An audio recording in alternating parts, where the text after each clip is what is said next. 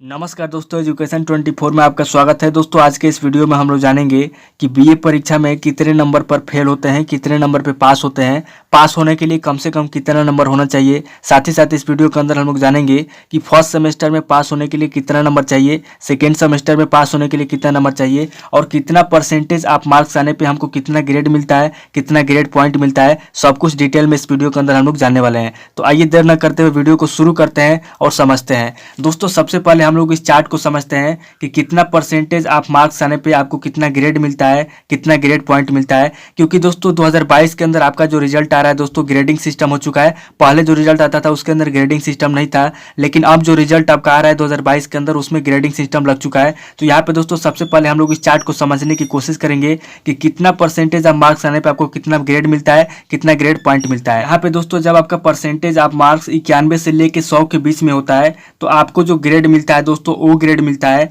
और O grade का मतलब होता है दोस्तों आउटस्टैंडिंग। और यहाँ पे दोस्तों आपको जो ग्रेड पॉइंट मिलता है 10 मिलता है। उसके बाद से दोस्तों जब आपका परसेंटेज ऑफ मार्क्स 81 से लेकर 90 के बीच में होता है, यानी कि आपको जो परसेंटेज ऑफ मार्क्स मिला है 81 से 90 के बीच में मिलता है, तो आपको जो ग्रेड मिलता है दोस्तों ए प्लस ग्रेड मिलता है। और ए प्लस ग्रेड का मतलब होता है दोस्तों एक्सीलेंट। और यहाँ पे दोस्तों आपको जो ग्रेड पॉइंट मिलता है, ग्रेड पॉइंट दोस्तों आपको 9 मिलता है। उसके बाद से दोस्तों जब आपका परसेंटेज ऑफ मार्क्स 71 से लेकर 80 के बीच में होता है तो आपको जो ग्रेड मिलता है दोस्तों ए ग्रेड मिलता है। और ए ग्रेड का मतलब होता है दोस्तों वेरी गुड, यानी कि बहुत अच्छा। अब दोस्तों यहाँ पे जो आपको ग्रेड पॉइंट मिलता है, आपको ग्रेड पॉइंट 8 मिलता है। उसके बाद से दोस्तों जब आपका परसेंटेज ऑफ मार्क्स 61 से लेकर 70 के बीच में होता है तो आपको जो ग्रेड मिलता है दोस्तों बी प्लस ग्रेड मिलता है। और बी प्लस ग्रेड का मतलब होता है गुड, यानी कि अच्छा। और यहाँ पे दोस्तों आपको जो ग्रेड पॉइंट मिलता है, आपको 7 ग्रेड पॉइंट मिलता है। उसके बाद से दोस्तों जब आपका परसेंटेज ऑफ मार्क्स 51 से लेकर 60 के बीच में होता है तो आपको जो ग्रेड मिलता है बी ग्रेड मिलता है। और बी ग्रेड का मतलब होता है दोस्तों एबोव एवरेज,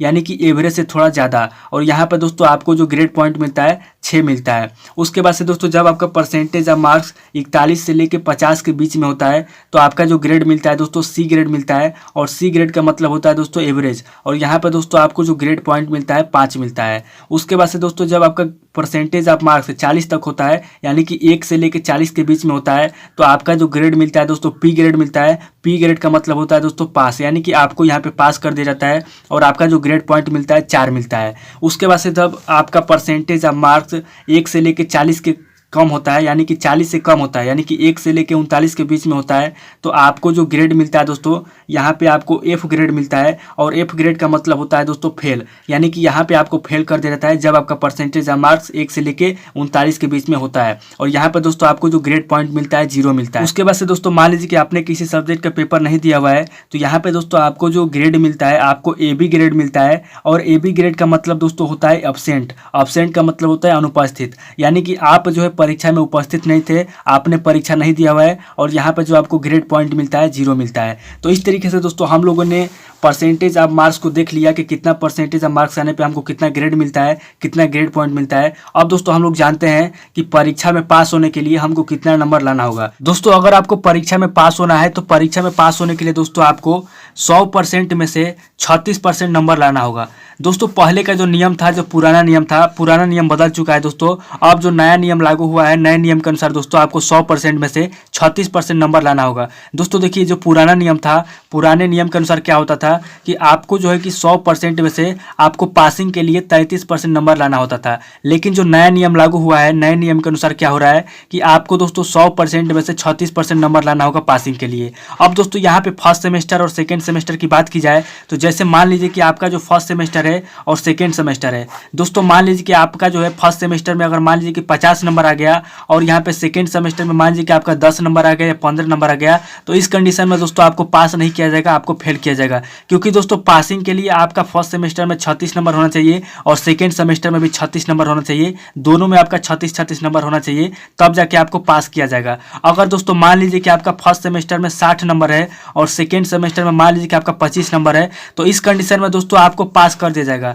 लेकिन अगर आपका सेकेंड सेमेस्टर में या किसी भी सेमेस्टर में, जैसे मान लीजिए कि फर्स्ट सेमेस्टर में 36 नंबर है और सेकेंड सेमेस्टर में 25 नंबर है, तो इस कंडीशन में दोस्तों आपको पास नहीं किया जाएगा, क्योंकि आपका जो दोनों नंबर होगा, जैसे मान लीजिए कि यहाँ पे आपका फर्स्ट सेमेस्टर है और यहाँ पे सेकेंड सेमेस्टर है, तो दोनों सेमेस्टर का नंबर मिला के आपका 72 नंबर से ऊपर होना चाहिए। जैसे मान लीजिए कि अगर आपका फर्स्ट सेमेस्टर में मान लीजिए 60 नंबर आ गया और सेकेंड सेमेस्टर में दोस्तों मान लीजिए कि आपका 25 नंबर आ गया, तो दोस्तों जब आप 60 को और 25 को जोड़ेंगे तो कितना होगा, ये दोस्तों 85 हो जाएगा। तो इस तरीके से दोस्तों आपको पास करने के लिए जो नियम होता है यही होता है कि आपका दोनों सेमेस्टर का मिला के या तो 72 से अधिक होना चाहिए, या फिर अगर आपका एक में 36 है और दूसरे में भी 36 है तब आपको पास किया जाता है। लेकिन अगर आपका किसी सब्जेक्ट में मान लीजिए कि आपका फर्स्ट सेमेस्टर में 40 नंबर है और सेकेंड सेमेस्टर में दोस्तों मान लीजिए कि आपका क्या है 30 नंबर है, तो इस कंडीशन में भी दोस्तों आपको पास नहीं किया जाएगा, क्योंकि यहाँ पे आपका 40 नंबर है और यहाँ पे आपका 30 नंबर है, यानी कि 30 और 40 को जब आप जोड़ेंगे तो कितना होगा, 40 और 30 को आप जोड़ेंगे तो हो जाएगा 70। तो इस कंडीशन में दोस्तों आपका जो नंबर है 70 है, यानी कि 72 से कम है तो आपको फेल कर दिया जाएगा। तो पास करने का यही नियम होता है दोस्तों, आपका फर्स्ट सेमेस्टर में और सेकेंड सेमेस्टर में दोनों सेमेस्टर का मिला करके आपका 72 नंबर होना चाहिए। जैसे यहाँ पे मैं आपको समझा देता हूँ, अच्छे तरीके से समझ लीजिए।